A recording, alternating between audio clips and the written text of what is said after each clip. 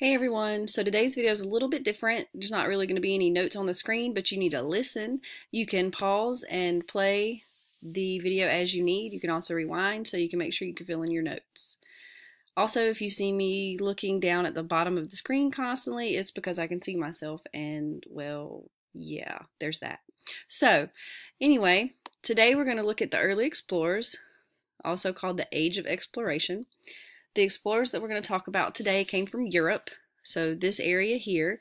They wanted to find a shorter route to Asia, specifically China and India, without having to go all the way around Africa. They wanted to go this way, but there was a continent in the way, so they soon discovered that. They also sailed for God, gold, and glory, the 3 G's. This is Christopher Columbus. He was Italian, but he sailed for Spain. He set out in 1492. He landed in the Caribbean. Not quite sure the exact island. Some say near Cuba, some say Hispaniola, some say the Bahamas. So the exact island is not sure. However, he thought he was in the Indies, and therefore he named the native people he came in contact with Indians. He didn't treat them well. He thought he was better than they were, and so forth, as many of the explorers, and we'll find out later the colonists did. But anyway, the next explorer that we're going to look at, he sailed in 1499 from Italy. His name is Amerigo Vespucci.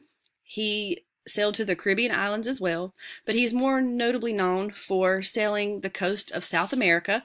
America is named after him. Amerigo, America.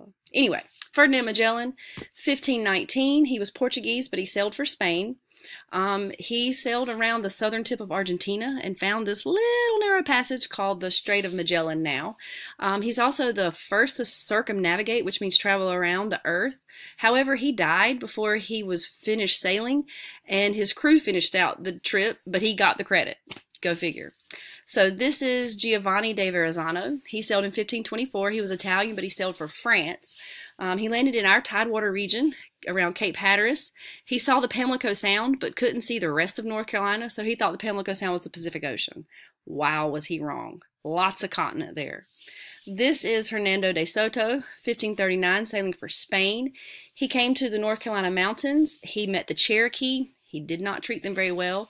Then he traveled down southwest through the United States and came around the Mississippi River, and he's credited as the first European to discover the Mississippi. Juan Pardo, 1569, sailing for Spain.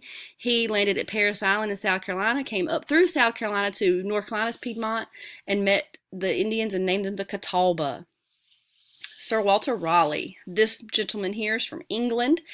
He is credited with 3 voyages to the New World, but he never left England.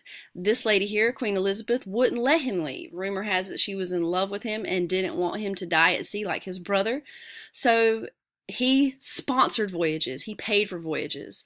The first voyage he paid for was the Amatus and Barlow expedition in 1584. They explored Roanoke Island in North Carolina. They returned to England with notebooks of information, samples of plants, and 2 Native Americans, Manteo and Guanchez. They then returned to Roanoke with this group, the Ralph Lane Colony, in 1585. Thomas Harriot was the scientist that came and collected plants on Roanoke. That's Thomas Harriot there. Sorry, got a little fast. Anyway, Thomas Harriot was a scientist. He collected plants. And then this guy, John White, who you'll hear about again, he was the artist. He drew the spectacular map right here, as well as the pictures of the natives, as like the one you saw before of Manteo. This is Fort Raleigh. They created this fort to kind of protect themselves. And they got a little bit of trouble with the natives because, Ralph Lane killed one of them.